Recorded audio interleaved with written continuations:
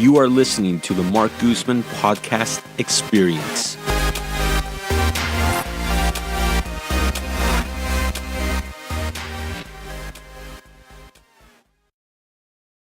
We all grow up having hopes and dreams for what we want to accomplish in our life. Over time, we develop the talent and skills to make our dreams a reality. My guest today began drawing at a young age and seeks to use her ability and her experiences to give back to the world and make it a little bit better for everyone. So join me in welcoming to the podcast Libby Lee, known also by her online username Flavor Days. Start recording now. And all right. Okay, we are recording. So Libby, I want to thank you for being on the podcast here. I'm excited for this episode. I'm excited too. It's been so cool getting to interact with you guys. Thank you for having me on. Yeah, of course. So let's get started here. Where did you grow up, and when did you make the move to the Bay Area? Oh, wow. I grew up in the San Fernando Valley in the Tarzana-Reseda area. So I really consider that, Southern California area more of my home. But I moved up here almost 4 years ago to attend school just because I'd heard the transfer rate was awesome. And I'm really loving it, honestly. Like, I'm just looking outside, and it's so green and lush and bright, but it's not nearly as hot as LA is. LA is just baking. Yeah. Now, what part of the Bay Area do you live in now? Right now I'm in Santa Clara. I've looked at living in a few other cities nearby, but I don't know. Santa Clara is a tiny bit more affordable in places, and it's very quiet, and I definitely like quiet. So Not big on partying. How do you like it with the Levis Stadium there now? I actually worked there for a night. Oh, really? Yeah, I worked a concession stand. It was an experience. I got beer thrown on me. Oh, my God. Yeah, two guys got into a fist fight because they both wanted to pay for their hot dogs. They both wanted to pay, so they fought? Yeah. Oh, yeah, that was an experience. Yeah, I heard like a lot of the traffic there has really gotten worse because of it. Is that really the case? Oh, yeah. It is. Just trying to get there to work that one day. It was about a year ago now, and God, and it was hard even getting through the parking lot after I was, through the outer traffic. It was just insane. And, there was a lot of tailgating and people were hanging out, but it was loud, and I can understand why locals would be a little bit put off by the noise and the traffic. It's tiny bit, if I were living down the street from the stadium, I'd be ripping my hair out. Now, let's talk about being a millennial in the Bay Area. Do you find that difficult, or do you find that pretty easy? Oh, God, it's insanely difficult. Right now I'm working 70 hours a week to pay my rent. It's just rent, that's all, and I have, I'm on food stamps and stuff as well. And for a while I was working as a housekeeper, and I had 2 retail jobs. So it's definitely not easy. And this is coming from someone who doesn't have a car. I'm out here on my own.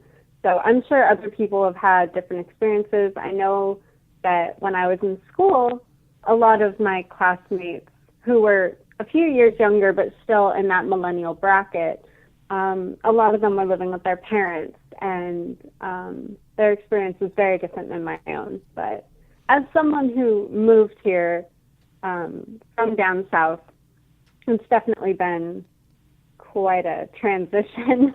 Is it, so coming from Southern California, is it a really big living expense shock to move into the Bay Area? Or is it roughly the same? I've heard that parts of LA are very expensive, especially the downtown area. but I never lived in that part of LA. I always lived in the valley, and it was always just, a small apartment with my father.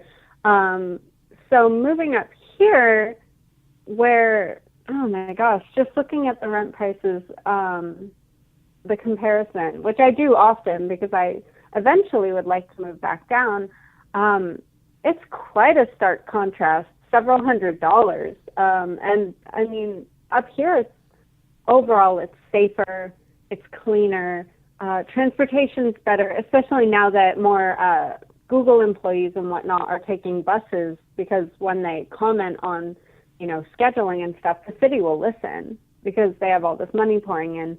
And so up here, it's much nicer, but you're paying for that quality of life. And,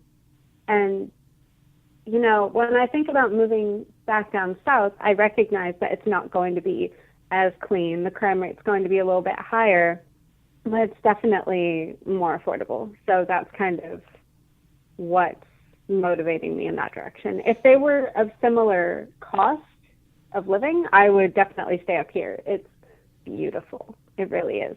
And the weather is awesome. It is. I've done a little bit of traveling, and I have to say the Bay Area is so nice, and it's really hard once you're here, really hard to leave. Very hard. Yeah, that's what I've found. I was only planning on staying up here for a little bit, and actually, I'm not even in school anymore, despite the fact that that's why I moved up here, because I couldn't afford to attend, was what it really came down to. So even though I couldn't make that happen, I'm still choosing to stay here right now. And I think that says a lot about,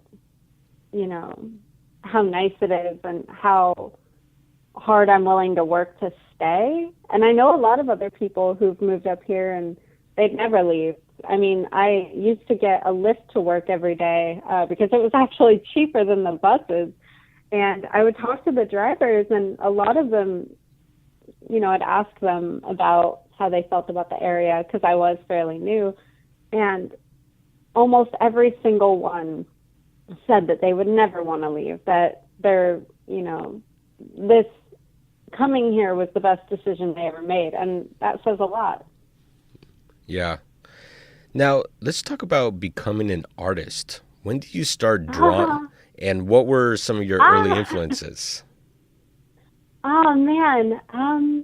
I've been drawing since as long as I can remember. My mother worked at Hanna-Barbera on Pink Panther and the Jetsons and Scooby-Doo.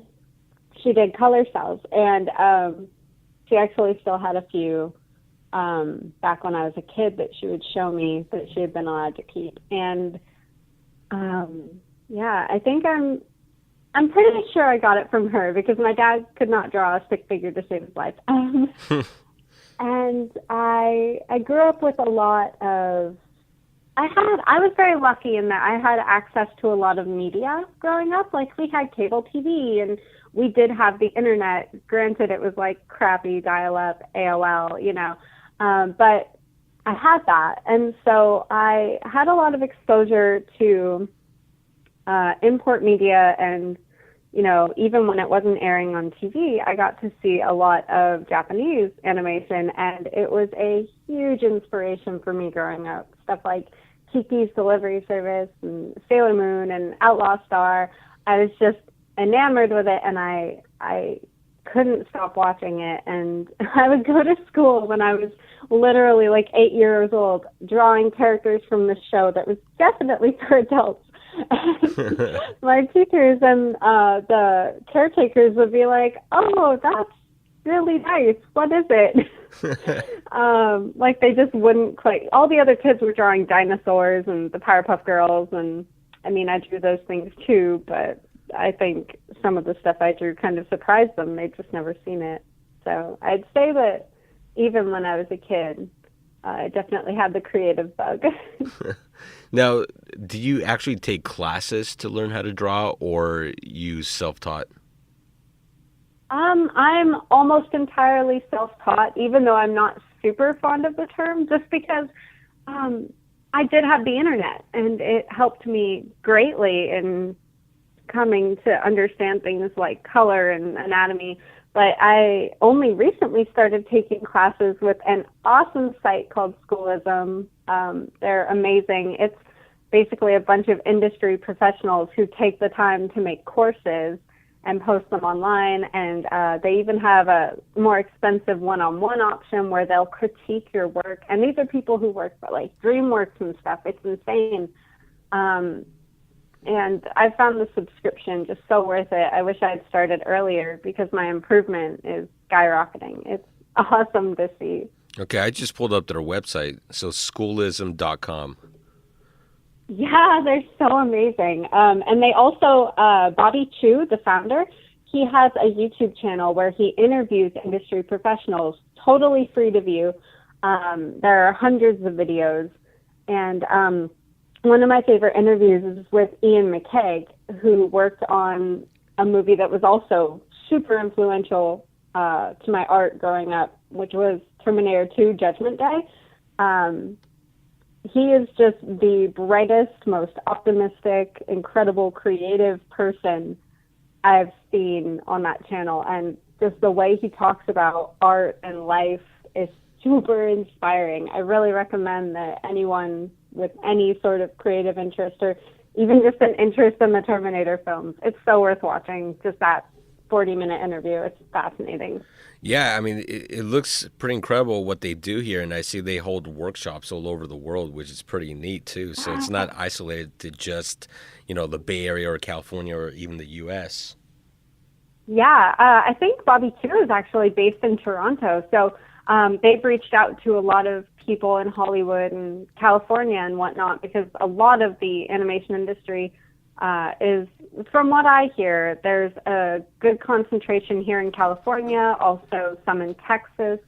So they've really tried to branch out and they've done well with it. I'm glad they're growing because what they do is amazing. I've grown so much thanks to what they have put out into the world. Have you also checked out other sites very similar like udemy.com?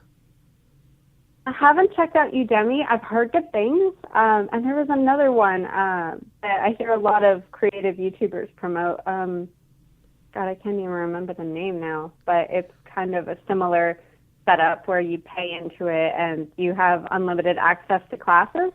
I haven't really looked at anything outside of Schoolism, but I'm super interested now that I've, been enlightened to what a class can do for you. I kind of put it off for a while, but it's so worth it to just invest in yourself that way. Now, when you're drawing, I mean, it seems like for most artists, it becomes very meditative or you go into like a meditative state. Is that the same for you? In my experience, it's really interesting. When I was like 18 or 19, I would have these really strong and very frequent spurts of inspiration, and I would just need to be drawing all the time. And I literally wouldn't sleep, or I would, forget to eat because I was so into what I was doing. And it resulted, unfortunately, in a lot of nerve damage in my arm just because I didn't give my arm enough of a break. And this was when I was probably at my peak of productivity. Like I was just constantly pushing out art, posting it, and then just going back to drawing and posting another one. And now I kind of find that I have to be a little bit more conscious of what I'm doing just for, to protect my arm, which it sounds a little bit extra. But when you think about it, we only have one right arm. And if we don't take care of it and we don't try to be mindful, especially like even just typing can contribute to issues like carpal tunnel or tennis elbow, depending on your posture and whatnot. And after a certain point, you could do a lot of damage, just simple motions. So when I'm drawing, I kind of have to force myself to check in, like, hey, does your wrist hurt? Do you need to get up and stretch? And even though it does kind of pull me away from that calming, meditative state that I used to fall into so easily, I've kind of found a way to enjoy it. Like, I'll enjoy getting up and taking a walk or stretching my arms. I think it's really important to find some kind of joy in that, even though it feels like it's kind of pulling you away from what you're doing. Yeah. Now, how long can you go, like, for a stretch and just draw? Oh, wow. I would say in the last year, the longest spurt was about 9 hours. Oh, wow. Like, I get really into it. Like, I was working on a print for a game called Doki-Doki Literature Club, which is an awesome experience. It kind of, just to give you like one sentence on it, it sells itself as this very simple, cheerful game, but there's a lot under the surface. And when I watched a playthrough of it, I think it was Jacksepticeye, I was just so inspired, and I sat down and I was like, I need to draw this now. And I just kept going and going and going. And I had just quit my retail job, so I had all this time to just focus on art. And oh man, I realized hours later, like, oh, I'm doing it again. I'm not letting myself have a break. So I need to get up, and I did that. But it was because I'd been working retail again, and I'd forgotten, when I have the freedom to sit down and draw and the time to sit down and do that, I could go forever. Is that a game that you can find like a mobile game, or something that you would find on a console or computer? It's actually free to play on Steam. It's only on, I think there's a reason it's only available on computers, because that kind of plays into the mechanics of the game. Like, it actually does some really cool stuff. Like I said, it kind of comes across at first as a simple, happy little game, but it actually gets into your files, and it'll do stuff to your files. It'll move stuff around, but it does it in a way that's very intuitive, and it's really just in the game files, you know what I mean? Yeah. It kind of makes it more of an interactive, immersive experience. I really recommend it. It's so good. I mean, I should mention, there are some aspects of it that are a little bit adult, in that there is some violence. So definitely pay attention to those trigger warnings that are they'll pop up on a screen before the game.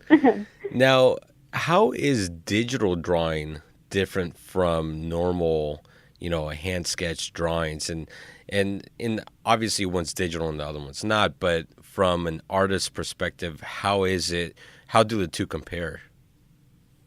Oh, wow. That's a really great question. For digital art, what I find to be honestly, it's just so cool. I started drawing digitally when I was 16, and the first thing I noticed was how much freedom I had. What do you mean by freedom? Traditional art, yeah, it's interesting. With traditional art, you can only really work with the tools you have, right? Like, you have to go buy tubes of paint if you want to paint. You have to buy colored pencils if you want to work with that medium. But with digital art, especially the programs out now, there are so many colors and endless color combinations and endless brush textures and endless things you can do. Like, you have so many tools and so many awesome mediums at your disposal. Like, now they've got really super realistic watercolor brushes. So you can make your digital work look more traditional, but you have access to all these tools in one program. Like, if I wanted to sit down and do a traditional oil painting, I would need the oil paint, the canvas, the medium, the brushes, and not to mention, any other tools and, palette knives, whatever. But with digital art, if I want to do an oil style painting or a watercolor style painting or something that looks more like a pencil sketch or something that looks like clean inked lines, that's all in one program. I don't have to go out and buy brushes or paint or anything. It's really just all there. And that allows us to experiment more, get to know ourselves more creatively. And I'd say I recently took up more traditional mediums like acrylic pouring and things like that. And there's something to be said for that as well. It's super fun getting your hands dirty and playing in the physical paint and, kind of being immersed in it as a physical action beyond, sitting there with a tablet.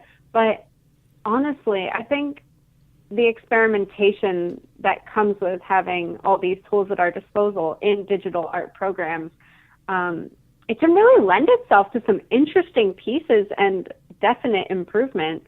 There are things I never would have been able to play with or do with my art if not for certain programs and the brushes and the awesome, like now, programs like Clip Studio Paint have 3D elements built in. You can animate. It's just so cool. And I think we're really lucky as artists to be living in a time where we have access to that. It's crazy. Now, Japanese anime art. Is this something that I assume you're a big fan of? I enjoy it a lot. Yeah, I do. There's also some really great animation coming out of France and Korea as well. Yeah, what got you interested in Japanese anime art? Well, when I was about 9 years old, I was sitting up one night and I just couldn't sleep. That was when I was dealing with the start of my insomnia, because I do have a good amount of that, and I always have. But that was when it got really bad, to the point where, I was staying up all night, laying in bed thinking, and I didn't want to think. I wanted to watch TV. So I threw my favorite dark purple blanket over the TV, and I plugged my headphones in. And this is one of those big boxy glass and plastic, oh God, they were just so huge. It had a VCR slot at the bottom to give you an idea of how old I am. And I turned on the TV and I put on Cartoon Network, and a show called Inuyasha was on, and it was episode 12. And I just sat there staring like, oh my God, what is this?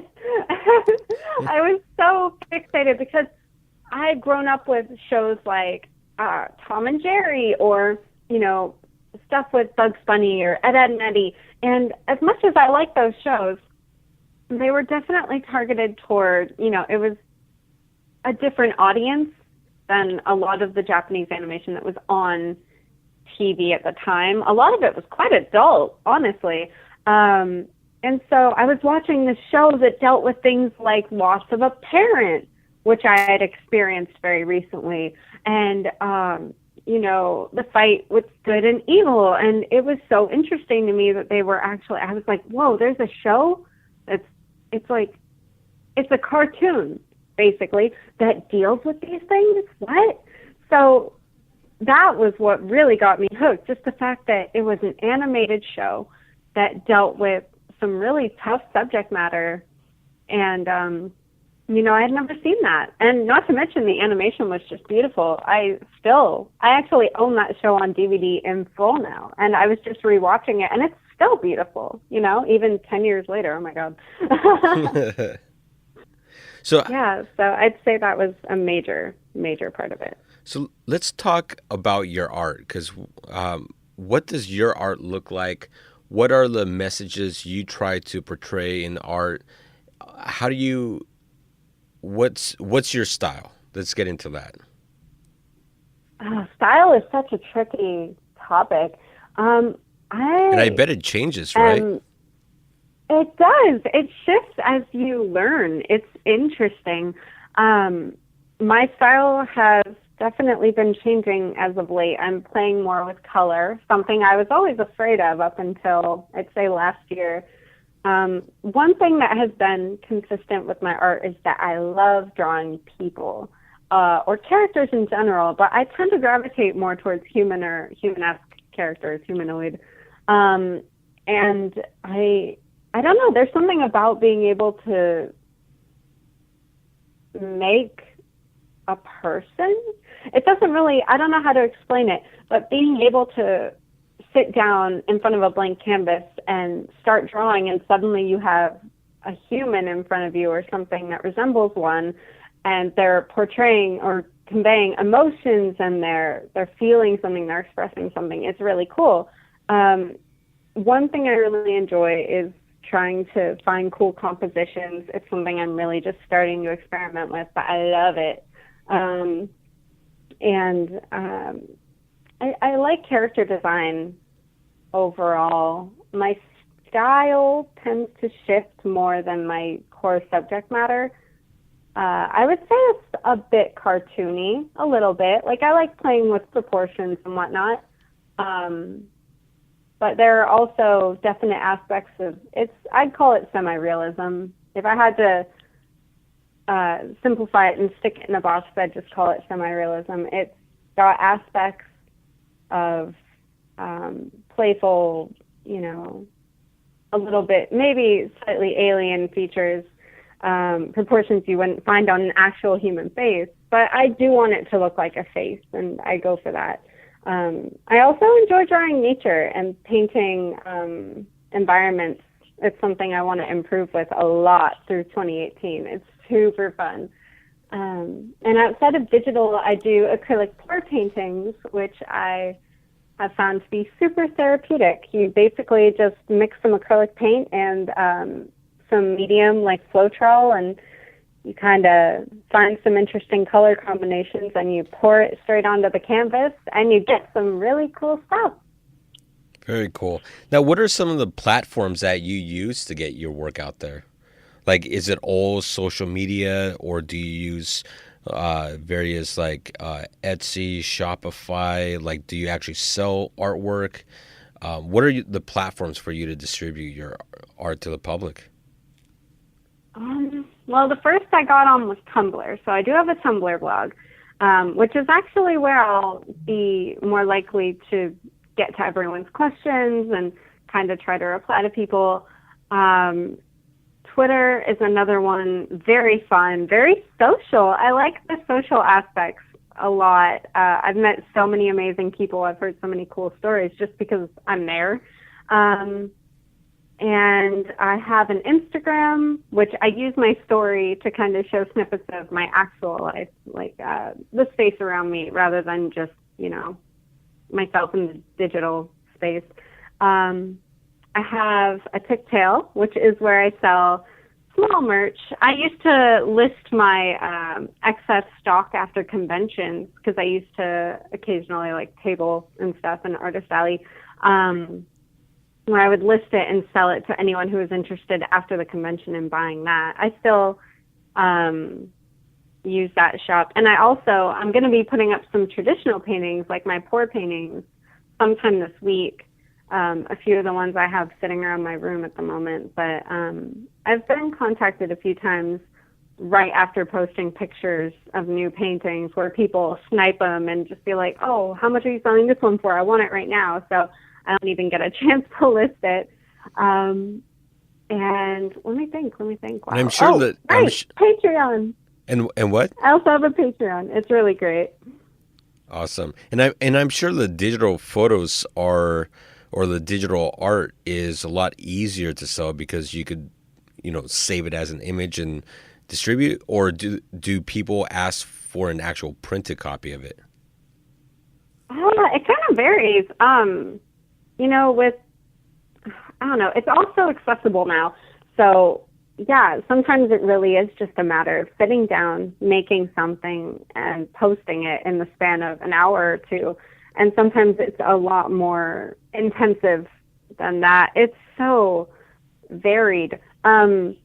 But with the digital work, like the one I mentioned to you that I had spent 9 hours straight on, took a break, spent another 9 hours on, whatever, that one was digital. And I hadn't posted in all that time. I hadn't even kind of given anyone an update on where I was until it was up. So there will be times when I'm posting a sketch every few hours and other times where I go completely quiet. But there are some people who are interested in buying my physical printed stuff, and I'm kind of beginning to dabble in things like keychains and washi tape and just small merch that people can actually use. That's very neat. Yeah, I love doing prints. They're super enjoyable, but there is something about being able to have something made that someone can actually put some use into. That wasn't grammar. Put to use. And it's cool to think about someone reaching for some tape and it's got your art on it. There's just something about that that's so mind blowing. 10-year-old me would be totally blown away. Now, for someone who wants to learn how to draw, what's the best way, like straight beginners, what are some tools? I know you mentioned schoolism, but schoolism is probably for someone who's already been drawing and wants to advance, correct? Honestly, they have a great class on foundations like perspective and planes, and I actually am taking it right now as a refresher. So it's possible to start there as a beginner, but what I personally would recommend, something I kind of wish I had done more. I feel like I would be a lot better now at this age if I had done it more as a kid. It's just draw from life. Look at what's around you. Really look at it. Observe it. How does it work? What's the light doing? What are the shadows doing? What are the colors doing in that light? And just draw it, paint it, pay attention to what's around you, and really try to break it down to the simplest forms. That will help you so much in improving. I only recently started thinking more critically about what I'm drawing, and I'm seeing a huge difference in my work. So the earlier you start with that, the better, in my opinion. Okay. Now, what are some of the messages, though, that you try to put out in your art? There are quite a few messages that I've tried to convey or that I've wanted to convey that I haven't even been able to touch on yet, because I do often get not sucked into, but I'll get really in the zone with paid work and I'll kind of forget to draw for myself. But when I do draw for myself, I try to touch on topics that have affected me personally. Occasionally I'll try to convey anxiety or, what it's like to deal with PTSD, which I've experienced, or the loss of a parent. I'm actually planning a children's book soon about losing a parent and, the impact it could have, and that it's okay to feel what you're feeling, that kind of thing, because a lot of kids experience that, and I know that some authors have touched on it, but I feel like we all individually have our own worthwhile messages, and if you've experienced something, it's not selfish to want to share that at all. Your take on the situation could really help someone. I also really like kind of putting just positive stuff out there, like the world is kind of a bummer sometimes. It can be, yeah. You just want to look at, it can be. So sometimes you just want to get on Twitter and look at a cute puppy or, you know what I mean? So when I'm drawing, sometimes I'm just like, okay, so I'm having a rough day. What's going to make me smile? Or if someone out there is having, like, maybe I see some iffy events happening, bombings or, just things that really negatively impact people, I'll be like, okay, well, what can I do? I could talk about some charities. I could draw. I can't do too much beyond that, but what can I do? And I'm sure a lot of that reflects right into your own art. Yeah, I like to think so. I've tried really, really hard to work on expressing, because I mentioned earlier, I love drawing people. And a lot of my time practicing is spent trying to understand human expression, human emotion.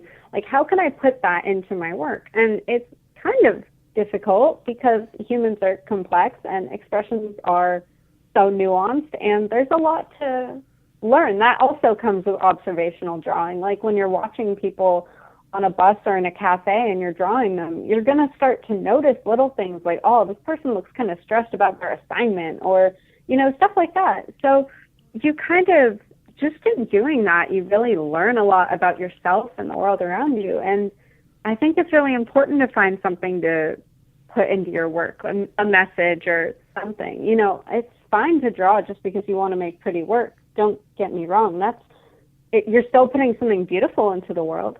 But I really want my art to do a little bit more.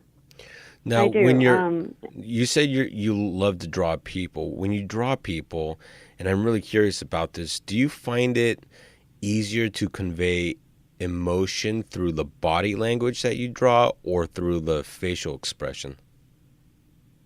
You know, an artist I really admire at one point said something really brilliant, and it was, when you don't know what else to draw, when you're feeling blocked or stuck, draw some eyes. Just draw some eyes, because the eyes are the most expressive part of the face, without a doubt, including the eyebrows. The eyebrows can work wonders for an expression. So if you're feeling stuck, just sit down, look at some eyes, think about eyes, and draw them. Because if you can get the eyes down, you can convey so much just in that tiny sliver of your art. And it's true. So, I mean, working with body language and gesture is super helpful. I really recommend on Schoolism Alex Wu's gesture class. It helped me a lot with conveying emotion and just overall motion, you know, just action. But the face is also critical. If it's not in the face, it doesn't matter how great the gesture is. It's going to fall flat. At least that's what I've experienced with my own work. If the face isn't there, nothing else really comes out. Nothing really pops. Yeah, that's very interesting. That's very deep. Draw the eyes. That's very interesting. Yeah. And yeah, I mean, yeah. I guess you can learn a lot from just a pair of eyes, and then from there you can draw then the facial expression depending on what you take from it, right? Absolutely. It's so true. I mean, when you think about that saying, the eyes are the window to the soul, it's kind of overplayed and you hear it a lot. So you don't think much of it at this point. You just think, oh yeah, if someone's feeling something, you can see it in their eyes. But there's so much nuance. Like, I can't even explain how many times I've looked at someone as an artist and kind of really thought about that. And you can. There's so, like, the littlest things. I was having lunch with a friend a few days ago, and I knew when she was listening to me, she was thinking about her own experiences, and it's incredible. So it's worth trying to convey that in your art. If you draw people or characters at all, you know, really think about that aspect of expression, because it could really work wonders for what you do. Yeah. Now let's talk about something a little bit recent, Logan Paul thread. Everyone's been talking about the video that Logan Paul did in the Japanese, in fact, the forest, they call it, and I don't even know if this is official, but the suicide forest, because of the number of suicides committed there. And he went in looking, you know, with a ridiculous hat, in my opinion, but he went in there, and it kind of came off as it came off very poorly, but it seemed like he was trying to do a funny video, but then he came across someone who had actually committed suicide. And then, I mean, he didn't have to post a video. He could have just kind of cut it off there, but I think he then tried to turn it into a whole, you know, hey, suicide's not a joke, but then they were still making jokes about it, and then it was just a big giant mess. And so let's get your take on it. You had a few tweets that went viral. So what's your take on it? What did he do wrong, and what can society learn from this to fix what we need to fix? That is really, really important to talk about, and I'm glad you're bringing it up. I have a lot of opinions, a lot. So just for some background, this forest is very, very, it's been important to me. I lost my father in 2014 to cancer, and I lost my mother when I was 9 to suicide. So death and suicide and loss are very dear to my heart. They're painful and common issues that we all will eventually deal with on some level.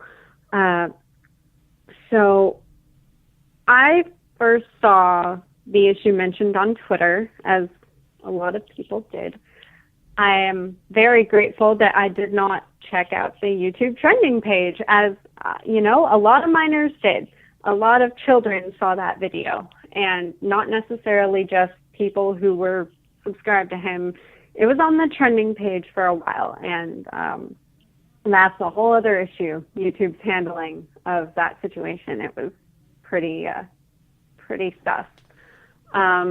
But I saw it mentioned on Twitter. I read about what he did. I couldn't bring myself to watch the video for a while because I knew about this forest, and reading about it and learning about the forest in the aftermath of my own father's death, when I was at my worst, when I was definitely feeling suicidal myself, it was heartbreaking to think about someone going in and filming a vlog. Not only that, because a lot of people do go there to vlog, not just that, but to come across someone at the lowest point in their life. They were so hurt and miserable, and they were in such a bad place that they took their own life.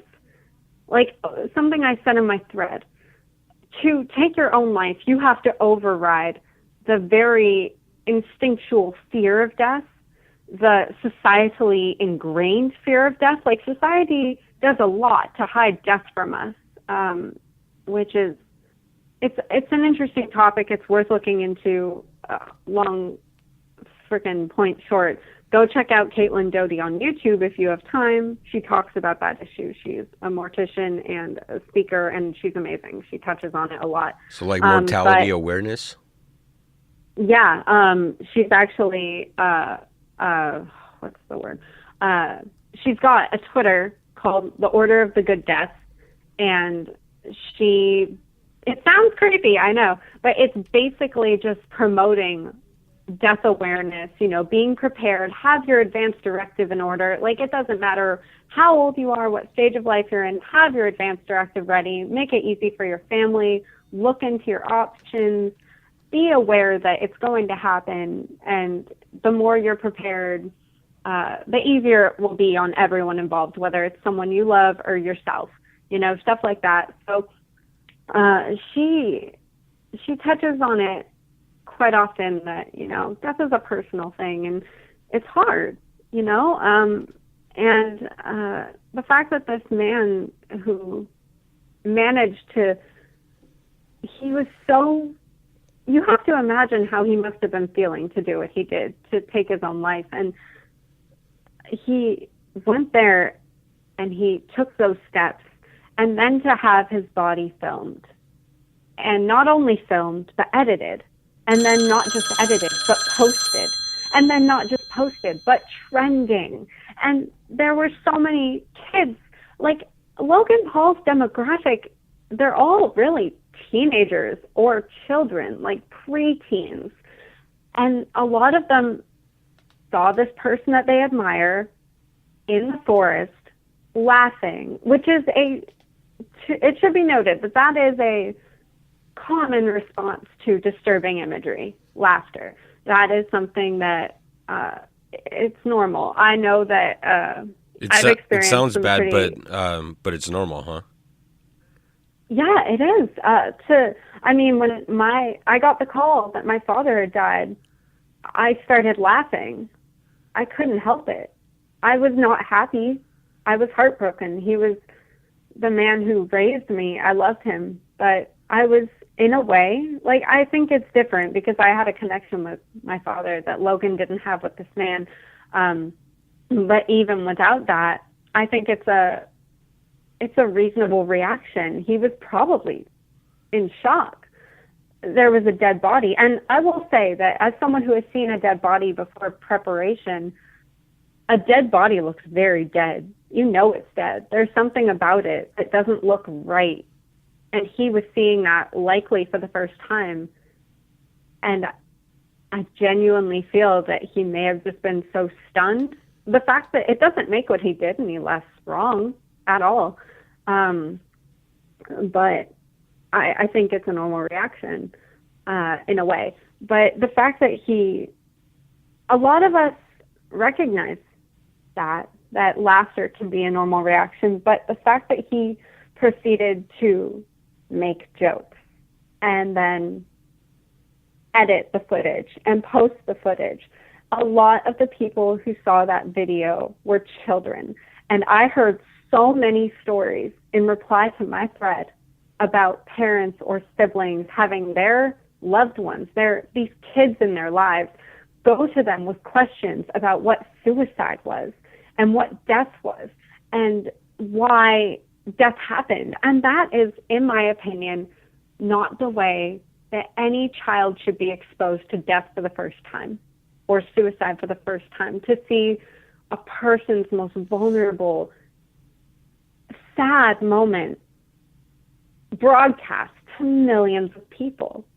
It's a shame that so many people were exposed to it like that. And that's not even touching on the disrespect towards the family or the loved ones of the person who took their own life, and the disrespect to the culture as a whole. Like, that forest, it has a story. It has thousands of stories and thousands of, I wouldn't say thousands, hundreds of years of history in Japan as a hot spot for suicide or femicide, which is, the killing, essentially, of a senior citizen. It's believed that that particular forest may have been a location where, I believe the practice is called ubasute. I might be wrong, where I think it's literally the killing of an old woman or the murder of an old woman in literal translation, where in feudal times, Japanese families would bring their elders out into an isolated place to die because either they were a burden financially or because they were ill and they just weren't getting better, or, there were hundreds of reasons. So the forest has a long history of death, and I think what makes it more abhorrent that Logan Paul did this, the part that upsets a lot of people the most, is that this wasn't a monument like, going to the railroad in Auschwitz.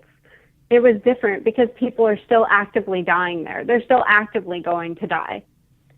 And if there are 300 or so people, like between 50, I said 300, I meant 200, between 50 and 200 people every year going there to die, there is a chance that you will find something.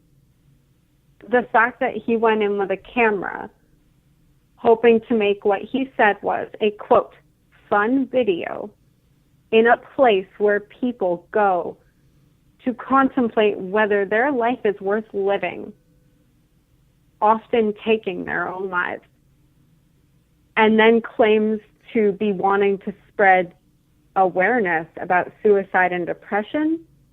That's not how you do it. That is not how you spread awareness. That is not how you advocate for depressed individuals. And what he did was wrong on so many levels. It was horrifying. It was horrifying, in short. I can't even believe he actually did that. Yeah, I think YouTube just dropped him too, I think. Like, he's had a lot of backlash for sure, and a lot of people are not happy, and it surprises me the number of people that still defend him, though. But then again, a lot of the people defending him are children. They don't. I mean, I hate to say it because when I was a kid, I thought I knew everything, but a lot of children just don't know better. This is someone they admired. So they're going to fight tooth and nail to make sure everyone knows that they stand by him, whether or not he deserves to be stood by. Yeah, and I think his biggest demographic is 10 to 12-year-old. Yeah, that's what I read. And I know a lot of, like, when it happened, I literally called up a few people I know who have children in his demographic, and I was like, hey, your kid's on YouTube, I assume. Have you checked their subscription list? Do you know about the Logan Paul issue? I was literally trying to make sure that the kids in my life, even by extension, I wanted to know, like, were they exposed to this? Was this something they had to see? Is this something they're defending? It's scary to think about, you know, the people in your life, but especially children, their first experience with death. I mean, my first was quite an intimate one. It was my mother, and the thought of someone's first experience with death being some guy going into a suicide forest and filming like it's a fun little adventure, like, it just strikes me as wrong. Like, it feels wrong to even say it. Yeah. I can't even imagine. It's so sad. Yeah, and this is one of the problems that we can all definitely see with social media and the younger generations really.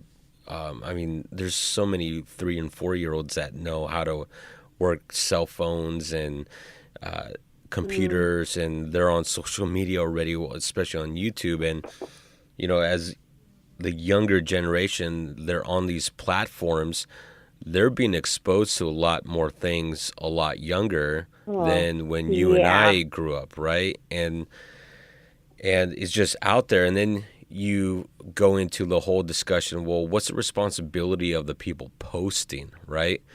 There has to be some kind of, you know, at what point is an upload, you know, incorrect, correct, and then morally correct, yeah. And then if someone really doesn't care and they just upload it anyway, and then it gets exposed to millions of people worldwide, I mean, it's a whole discussion in itself. And but yeah, I mean, it's just really important for parents out there to really understand what their kids are watching, who they subscribe to, and be on top of this, because something like this comes up, like what you did, contact the families and friends that you know that have kids within that demographic, and, you know, have them follow up to see if they were exposed to it. Absolutely. You know, I've never, I mean, when I think about my childhood, we had the internet, but it felt like a very different place. I will say that. Things have changed a lot. I'm not sure whether I could even state whether that's a good or a bad thing, because the internet has brought a lot of positive things to our society and our kids too. But there are definitely some pitfalls that I think companies like YouTube need to be more aware of. Like that recent issue where there were people profiting off videos that were targeted towards kids that, did you hear about that? Where no, I didn't. There were, oh wow. Basically, just in short, there were some people uploading videos onto I forgot what the app is for kids, like the YouTube Kids app. Okay. There were some creators uploading some really explicit content to that demographic, and it had characters like Elsa from Frozen and Rapunzel from Tangled and Spider-Man, but they were engaging in some really horrific acts. But YouTube didn't catch it, even though there were words like car crash or, you know, spanking or stuff like that in the title. They didn't catch them. And a lot of kids would be sat in front of a tablet or a phone while their parents were shopping, or I see it all the time. I worked in retail, so I would see this all the time. People would just have videos going for their kids on autoplay in this app while they did their shopping or while they cooked dinner, and these kids were seeing, like, these videos have millions of views, and you know it's because kids were watching them. Like, adults don't generally go looking for Dora the Explorer content. But it was like, I don't know, it was a big deal. I'm kind of surprised you didn't hear about it, but YouTube, that's one reason they're cracking down now is I see because they have a lot of the parents. Yeah, I see they have Yeah, YouTube Kids. Is that the app you're talking about? Yeah. Yeah, it was a mess. It really was. Yeah. So parents just really need to know what their kids, and I know one of the drawbacks is if a kid starts acting up, one of the very first things a parent does is give their kid their phone or give them a tablet or give them something to do. Yeah. But that's usually the wrong response. And if I would say, yeah. Yeah, I mean, what would be your recommendation? Just sit down and talk to your kids. Like, I know we all have, I'm saying this as someone who isn't a parent. I kind of experienced what it was like to watch my sister raise her daughter when I was living with her for a while, but I personally am not a parent. But really, sit down, take some time to explain to your kids. I know it's frustrating. I know kids are taxing. I know they're just, honestly, sometimes kids are just crazy. They're insane. And it's tiring for years and years to have your kids screaming, crying, throwing tantrums. I know it's hard, but take that time. Really get to know your kids. Let them know that you're there for them. Be there for them. I'm not saying go crazy and monitor every single thing they do. I don't think that's right either. That can really just end with them rebelling even more as they get older. But, you know, your child is just trying to get to know the world, and when they throw these tantrums, it's probably the worst thing that's happened to them yet. They haven't experienced what you've experienced. Let them cry. Let them have their fit. Don't just push them off onto the computer. You know, give them time. Let them cry it out. Or if you're just looking to distract them so you can go read your book, maybe just kind of be more thorough in vetting what you give them. Maybe don't leave some videos on autoplay on a platform where millions of videos are uploaded every day. Maybe, you know, look into systems like a PS3 or a PS4 or something. I'm trying to think of or a DS or something where you can just have individual game cartridges. There's not going to be someone sneaking lewd content in. It's not wrong to let your kids have video games or, you know, even phone games, but just be thorough. These are your children. I think it's really important to be thoughtful when you're exposing them to media because it could really affect their perspective. And at this age, when they really are just kids, that's so important. It's critical in the way they think as they get older. It is. I think that's great advice. And so, Libby, I want to thank you for being on the podcast. And people can find you on Twitter, and your but your name tag is Flavor Days. How did you come up with that name?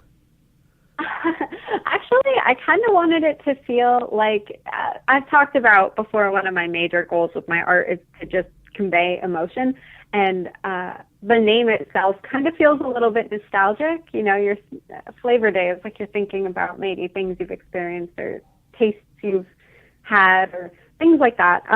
So I'm on Twitter, Tumblr, TikTok, let me think, Instagram, and I also have a Patreon. I recently hit $130 a month on there, and I'm super excited. So it's been a great experience. So I want to also take this quick moment to thank anyone who's pledging to my Patreon. You are the reason I can do what I do. Thank you so much. Of course, and we'll go ahead and link up the site's descriptions. And so, again, thank you for being on the podcast. We talked so much today. We could have kept going. We'll have to bring you on another episode in the future for sure. So enjoy the rest of your day, and thank you again. Thank you. It was a pleasure. Great talking to you. Thank you so much for listening to the podcast. Thank you to our producer, Sam Lubman. Please subscribe, like, comment, and share the podcast. Remember, you can listen to the podcast on iTunes, Podbean, iHeartRadio, Google Play, SoundCloud, and anywhere else you listen to podcasts. For more information on my business as a property manager and real estate team, go visit my website at markguzman.com. I really want to thank all of you for listening. It means the world to me, and I hope today's episode provides you value in your day-to-day life. I created this podcast to help showcase the many great people that live in this world and help share some knowledge that I've learned along the way in life. Again, thank you for listening. Check out our sponsors, and I'll catch you on the next episode.